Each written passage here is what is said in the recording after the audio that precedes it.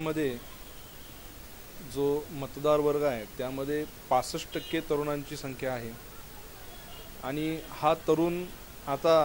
फक्त राज्यापुरता नाही तर देशाच्या सर्वांगीण भौगोलिक आणि विकासात्मक दृष्टीने विचार करतो। आज देशामध्ये भ्रष्टाचार, महागाई याच्याबरोबरच व्यापारी, उद्योजक, विद्यार्थी आणि समाजातील कष्टकरी वर्ग,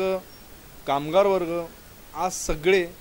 शेतकरी हे सर्व वर्ग आज रस्त्यावरती उतरलेले आहेत। आपापल्या अन्यायासाठी ते सरकारच्या विरोधात रस्त्यावरती उतरून आणि कायदेशीर मार्गाने भांडत आहेत। यामुळे एकंदरीत परिस्थिती देशामध्ये अशी आहे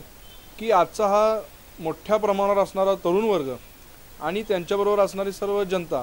यांना देशाचं भवितव्य काँग्रेसच्या माध्यमातून सफल होईल असं वाटत नाही। त्यामुळे एक सक्षम पर्याय म्हणून त्यांनी भारतीय जनता पार्टी आणि नरेंद्र मोदी यांच्याकडे पाहत आहेत। त्याचाच हा परिणाम असल्यामुळे या 4 राज्यांमध्ये काँग्रेसचा तर धुवा उडाला, अगदी नगण्य अशा त्यांच्या सीट आल्या,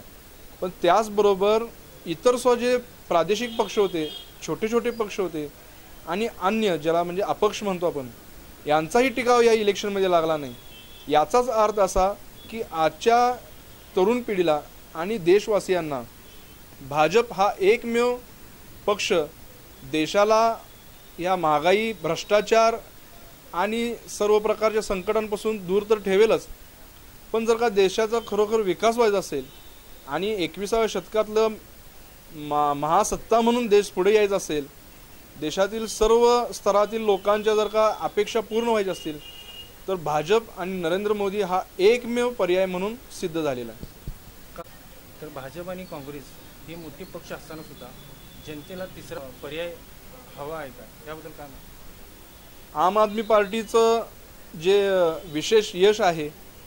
त्याच्या बाबतीत बोलायचं झालं तर एक तर ते स्थानिक होते,